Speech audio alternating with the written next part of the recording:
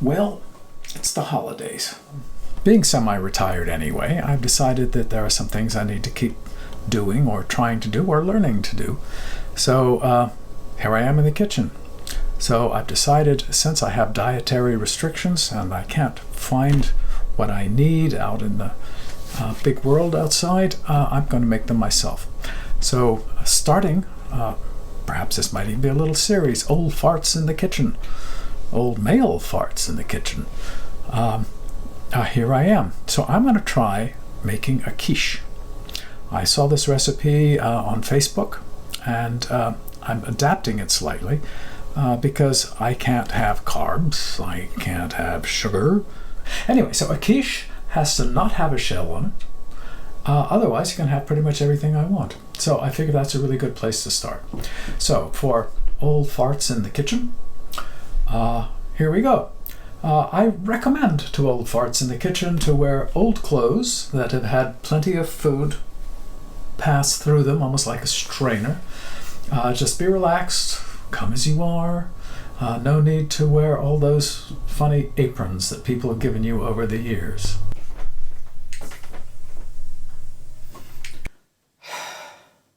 Although, this is my favorite, I have to admit. But, I mean, why protect old sweatshirt? Probably should have shaved. Is my hair still there? Okay, I better get ready. My favorite recipe for quiche. This is after the fact. I've already done it. It didn't occur to me to take any video of it until I was well into it. So, hope you enjoy this, and it makes great quiche. It really does, with or without a crust. Okay, here we are. The day of the quiche. Sounds like a movie. Anyway, I have to tell you first straight out, I am not a trained chef.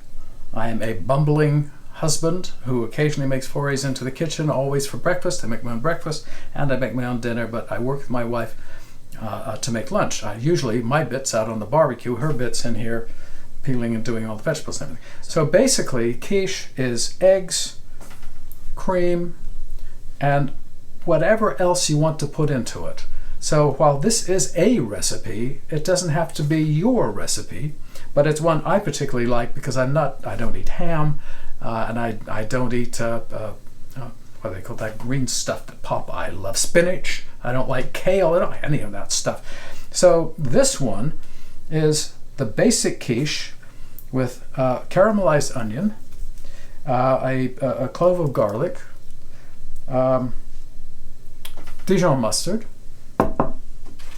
mushrooms, Gruyere cheese, and they call for thyme, which I love. We've got fresh thyme in the garden, but I also like rosemary when I cook with thyme, so I'm putting some rosemary in as well. And I use half and half instead of milk. Heavy cream. I happen to really like the taste of the stuff from Trader Joe's, but don't be restricted by Trader Joe's. And this Italian olive oil, which I love, it's actually from Sicily. We buy it by the, how many liters? 3 liters. It's about $40 on Amazon, and it's great stuff if you happen to like this taste. Olive oil comes in so many different tastes. You just have to pick the one you like. Here's a little olive oil drizzler that we brought back with us from France, made it in one piece. Got a couple whisks to whisk things around, and a sharp knife. A chef recently in France said the first thing you must have in the kitchen is not just a knife, but a really sharp knife. So that makes it easier to cut, makes it cleaner to cut, faster to cut. You're actually less likely to cut yourself as long as you use it correctly. And bacon. Well, I don't eat pork and I don't eat red meat. This is turkey bacon, also from Trader Joe's, which I really like. There's another one that doesn't have sugar in, which I buy locally. Well, another senior moment. One thing I forgot that's on the recipe is cornstarch. That helps thicken it up and keep it solid so it doesn't get all runny and thin. You need a bowl. Now, I picked this one, not because it's the easiest one to use because it's oval. It's better if you have a rectangular kind of thing, then you can cut it, because I'm not using a crust. This actually is inherited from my wonderful aunt. who was in France just at the very end of the war, just as the war finished, and she bought up a whole bunch of kitchen stuff. As you can see, it's well used. It works really well to this day. It's almost as old as I am, actually, which is 25. And it's great. And you just take some butter and you smear it around in there, softened butter, and then you pour your mixtures into this and bake it. On the other hand, you may prefer the more traditional kind of quiche round thing. And if you want a crust, you can always buy them frozen in the supermarket. You don't have to make the damn thing yourself. But if you make it yourself, you can put the crust in here. Again, first you put on either some oil or butter. I like butter. Or you can just pour this mixture into whatever you buy from the supermarket, which will be in its own aluminum pan. Okay, on to the first step. The first step being to fry up the bacon. So this part of the beginning of the recipe is we're going to do the bacon.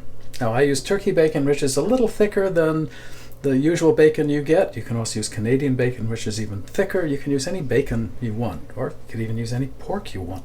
But basically you want to fry it down in olive oil in a big skillet, because if you go by bacon, they call for 6 strips. I actually found it was too much, so I'm going with 5 of the bacon I use, which is a turkey bacon from Trader Joe's, and we just want to lay it out and cook it down in olive oil. So we want to let it heat up. We'll just drizzle some olive oil. I mean, the recipe calls for 2 tablespoons, but I mean, who wants to be guided by a strict amount? In the meantime, the oven's going to have to be 350 degrees in order to bake the quiche. So I'm learning that I have to do certain things simultaneously, and one of them is to go ahead and get the oven to heat up. So I will put it on, forgive me, this is still new to me, bake, and I press the up button. It's already at 350 degrees. Put on the little oven light. Yep, oven light's on. Okay, so this will be the cooking temperature I need once I finished doing all of this stuff. So I will lay these guys in. It actually said to put it on a medium to high heat, so I bumped it up just a little bit. So this will reduce in size. I like to cover it with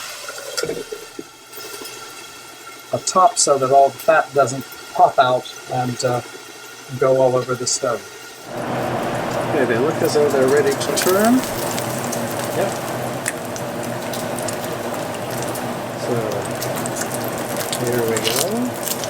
I actually turned the heat down from medium high to medium. And voila, as the French would say.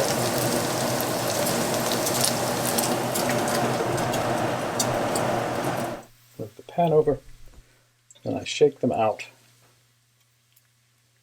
Lay them on the towel so they can get rid of whatever extra fat they've got on them, which will help them get crispy. We want them crispy. And the last one. We'll put this here. We'll put a top on these guys. Press it down. Put another place on top as a weight. And now we go to doing the other things, which will be chopping and mincing and slicing. Bacon. It's nice and crispy. It's dried up. So we need to chop it up into little pieces. I use my handy Cuisinart with a real sharp blade. I just go down the length of it. That's how I do it. You can do it any way you want. And I chop it up into length and then cut it into pieces. This will all soften up once it's in the mixture, in the quiche and cooking.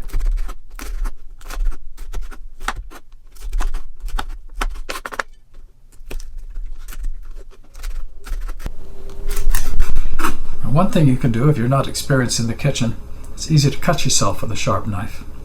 So if you just use your knuckle, I don't know if you can see that or not, but you just put your knuckle on the flat edge of the knife, hold it in place. No, I don't know if you can see that. Maybe this other camera can see it. And you just do that. It doesn't matter what you're cutting. It will let you line the knife up without cutting yourself.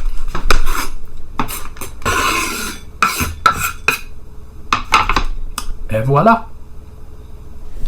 Okay, so we've got the bacon done. I put it in this nice little pot here. It doesn't take up so much room. I'll put that over there. Now, the next one is going to be the oignon, the onion. And so we need to peel the outer layer out. We need to take off the top, we need to take off the bottom, and then chop it. Not necessarily that fine. It can be, doesn't have to be, but with the onion, you really want to pay attention, because some onions are going to make your tear glands just go crazy, and others not at all. So I never know what I'm going to get. I use onions a lot. I make my own version of a what do you call it? That egg, the omelet. That's what I'm looking for. It's funny about getting old. You always forget words that you know perfectly well. Anyway, when I peel an onion, I'm a little rough, but I like to take the first layer of onion off as well as the skin, because sometimes I find that first layer can be a little tough. I just peel it off.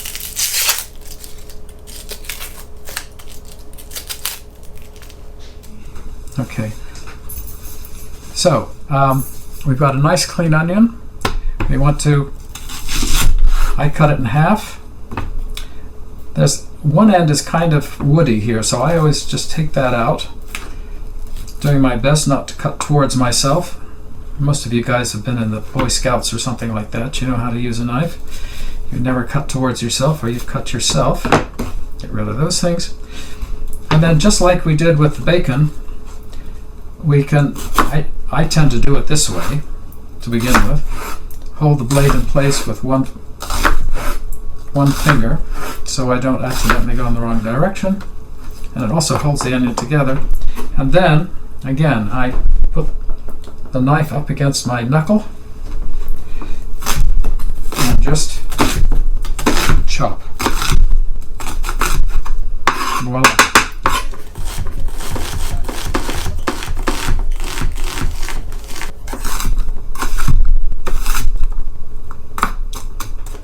And now for the mushrooms. We don't have to do this in any particular order. We just are going to prepare everything before we actually start. So I'm going to wash the mushrooms, which I'm going to put in here, and I'll wash it, and I'll be back in just a sec.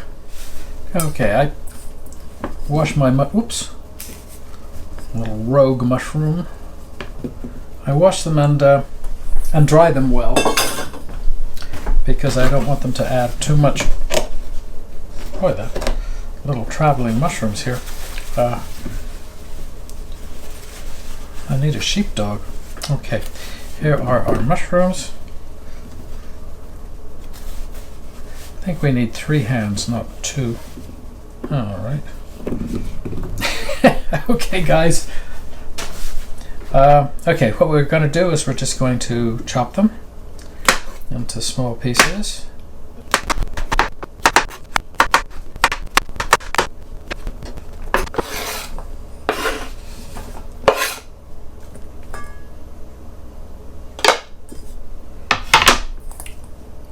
And they're chopped. Okay, I should say at this point that we actually had to take a little break to have lunch. This whole setup took a lot longer than I thought. The nice thing about this is you can get so far, and until you actually start cooking and assembling it, you can just put it in the fridge, have lunch, go do something, come back and carry on. It's really not a problem. So now the next thing I'm going to do is to take a clove of garlic. Chefs always make this look easier than I find that it is. And again, using a very sharp knife, something I actually knew before the chef I was working with told me about it. Now, he said always crush the garlic just a little bit, which to begin with helps you take off the outer skin. Cut across it. Let's see if you can see it from there. You just put your knuckle there and just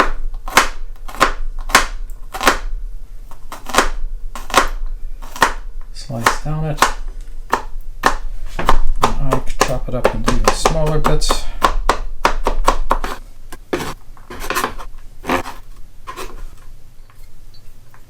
There we go, and have the garlic. Now, we're not going to cook the garlic with the onion and the mushroom. The garlic needs to go in last because it burns and cooks much faster than the other things. We're actually going to start with the onions, and then we cook the mushrooms, and then we put it all together. So when this has gotten up to a certain point in the skillet, then I'll add the garlic. We separate the flavors at this point to allow them to still be a little individualistic when we put them into the big mess. So now we've come to the bit that I forgot, which is the Gruyere cheese. Really doesn't matter what order you do this in, because these all go in when you put it in the pan. But I need to shred 1 cup of Gruyere cheese to go into the recipe. So it's going to fit up to, where's 1 cup? Right there. Now personally, I like to shred more than that, and at least another ½ cup to sprinkle on top, along with some more thyme and rosemary, to make a nice little topping on it. Even a little bit of Parmesan shredded across it would be nice. So shredding, first you have to take it out. So I think chefs on TV have people do this for them. Okay, so there we have our Gruyere, and you can shred it in many different ways. All you need is a shredder. I mean, here's a simple little shredder here. You just rub it down it. You can get a hold of it. Well, that's slippery. And you just go like this, and it shreds it underneath. Personally, that's a little slow, at least for my taste. You can also use one of those sort of elongated square things and do it on that. I like this thing, which is known as I always call it a violin. It's a mandolin, because you do so much more faster, and there's nothing like getting a little bit of speed into it. So this just goes like that. You can get a better hold on it. It's a fairly soft cheese, despite it's not a runny cheese, but it's a soft cheese. It's a little bit like a slightly softer Swiss cheese. See, I like it down quite a bit. So how much have we done? Well, not bad. That in here. Now they don't say pack it down to make a cup, but well, it looks like a cup to me. This recipe calls for 2 teaspoons of thyme. So I'm not just sure how much 2 teaspoons are, but if you get fresh thyme, you can just pull it off the stem with your thumbnail.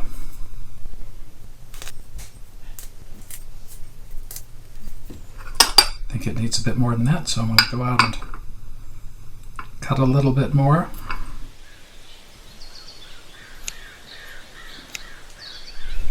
So here we are, a little bit more from the pot outside the kitchen window. This is also wonderful made as a tea. If you've had too rich a meal, just make it into a tea along with rosemary, and here's our rosemary. I'm going to do the same thing with it. Not much, because it's a strong flavor. So there's our rosemary and thyme. Pull it apart a little bit more. You could even decorate with a little rosemary and thyme on top, which would look nice. Now we've gotten to the stage where we're going to start to cook something. So we're going to do the onions. I'm using the same pan and oil that I used for the bacon. Why not keep the flavor in as much as possible? And we're just going to cook these on a medium to low heat until they caramelize or brown. Okay, here we go. We've got to the point where these things actually had a little bit of a problem with my camera, so it got a little too cooked. As you can see, we don't want them black, we want them brown. But this would be a time now that I would add a bit more olive oil.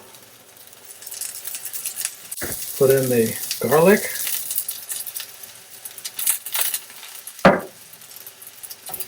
Mix it all around. Can't have too much olive oil in my book. Okay.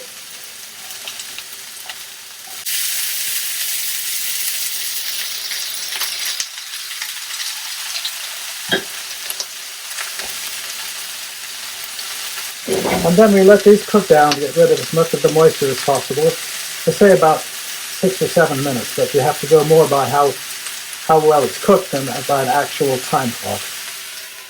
So this is the point at which we put the onions back in.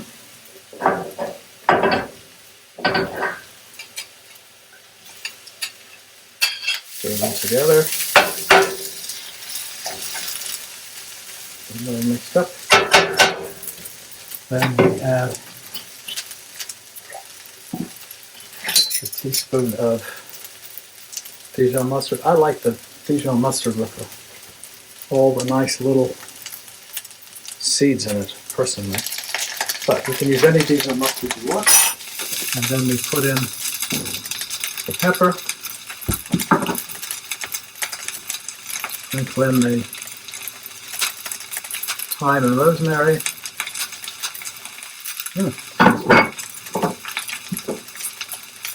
I like to use this one to flip things with and this one to stir things with. Then we stir it in. Let it quietly for just a little bit. And set it aside until I have the egg and cream mix all mixed. Okay, well, we got this cooked. We've got the bacon cooked. So now we're moving on to the cream and filling stuff, liquids. Okay, so we want to use 3/4 cup of heavy cream. Well, I really like the taste of Trader Joe's heavy cream, which is also whipping cream. So I like to use this, but you can use anything you can get your hands on. So 3/4 cup is right about there. 3/4 of that. I really like the taste of half and half milk. I also really like the taste of Trader Joe's half and half, but all of these others are really good too. This is a nice organic one. Very fresh. Peel open the top with these old arthritic fingers. Arthritis really is a pain in the neck when you're trying to cook, you know. Okay, and so you go up to 1.5 cups. Well, this makes it kind of thick. I'm going to just add another dollop. And then you just mix that together. So I'm going to set the cream aside because I have to de-eggshell the eggs. So where am I going to put this?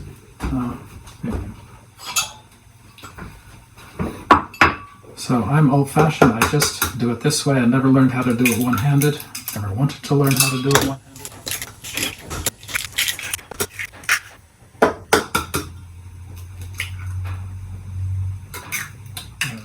Now here's a bowl, and I'm informed that we need to put the eggs in first.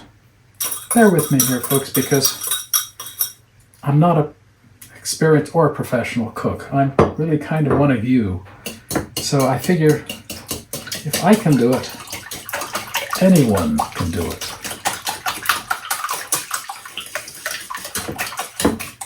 Okay, there's some egg.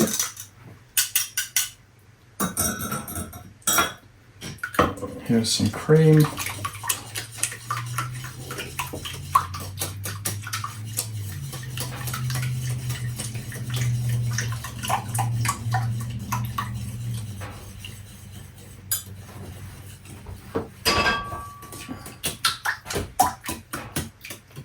Okay, I'll just go check the recipe. Okay, here's our cornstarch. 1 tablespoon, they say. Okay, there's a tablespoon. When it comes to this sort of thing, I do like to use exact measurements because too much or too little of something like cornstarch might be the difference between success and failure. It also says put in your mustard. Just put in your pepper.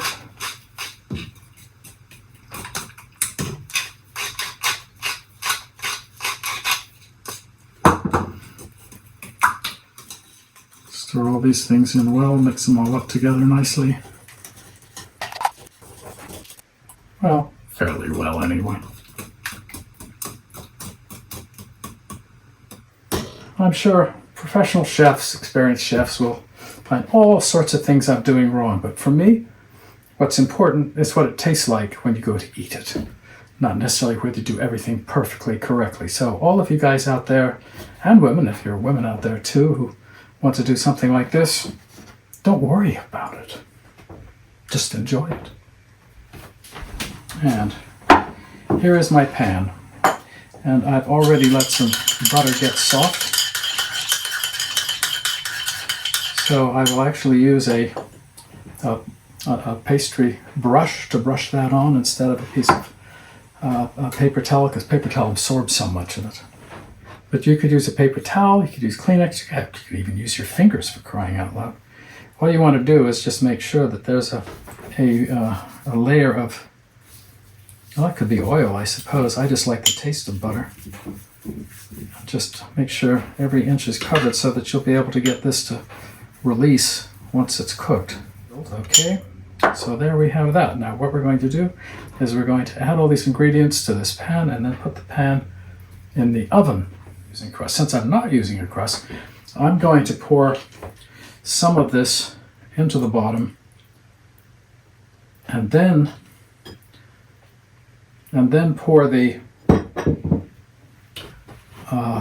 say the Gruyere, they said sprinkle that in, and then saving enough to put on top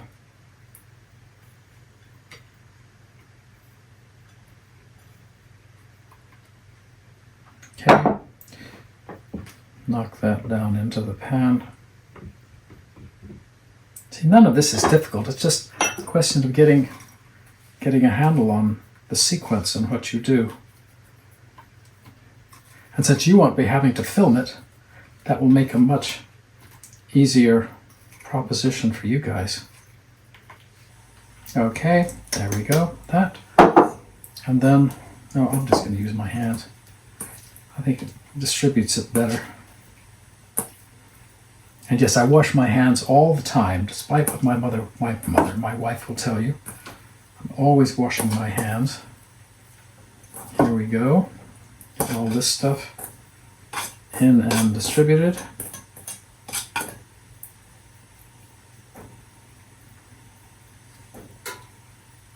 All right, so then we put the rest of this stuff in.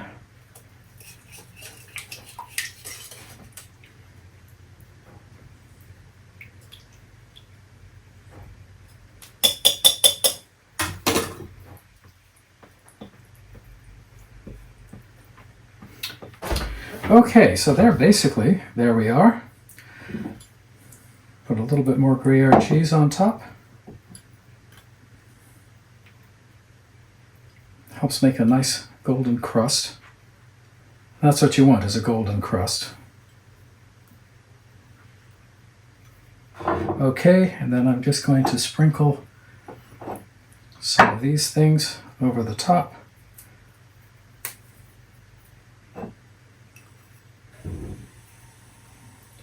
I love the herbs from Provence in France. We've lived up there where they grow.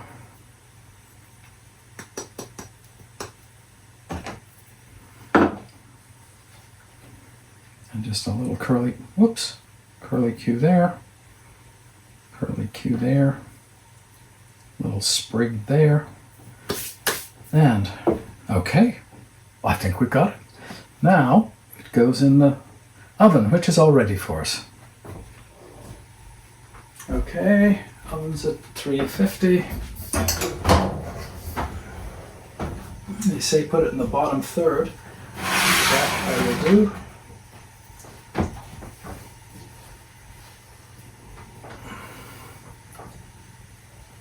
Here we go. Ouch.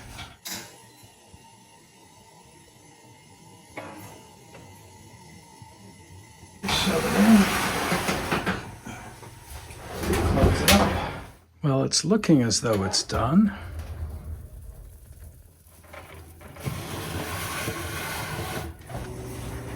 And we just have to put it and let it cool for about half an hour.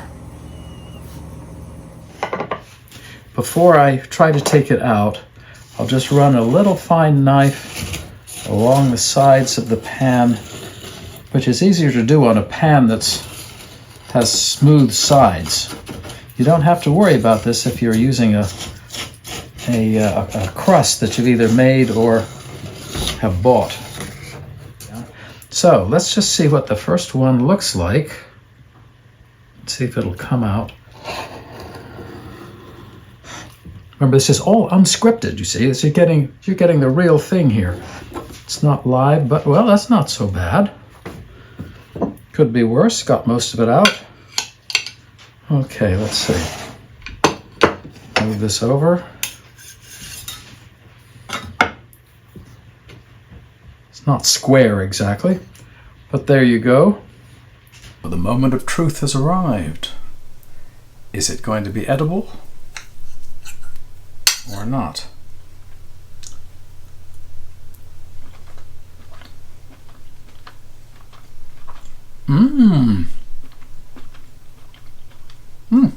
And it's good.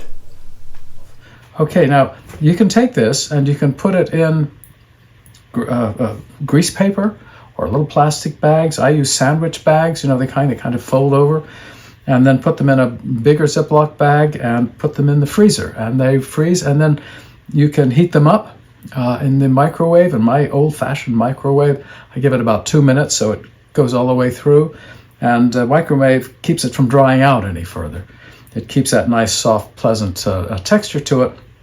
But you can put it in a regular toaster oven or an oven and heat it that way too. You can put things on it if you want, maybe crumble a bit more bacon on it or sour cream. Let your mind be unlimited in what you want to do. And that's the whole point of this, is that one, it's something for us old crocs to do, something to get us up off the couch. And I maintain that real men only eat quiche that they make themselves. Sort of like real men building their own houses, I suppose. But it's a lot of fun, very satisfying when you get it right. And getting it right is only a question of, do you like it or not?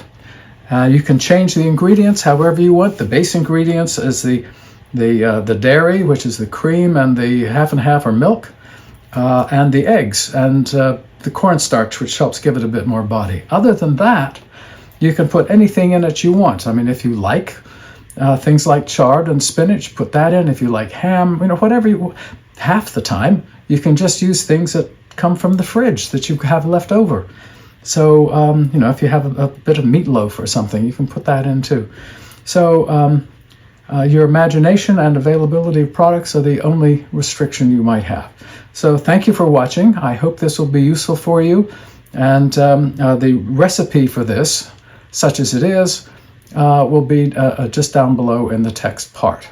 So I don't know whether this will work or not, whether I'm going to have any followers or not. But if you're interested, let me know. You can always leave comments. Thank you.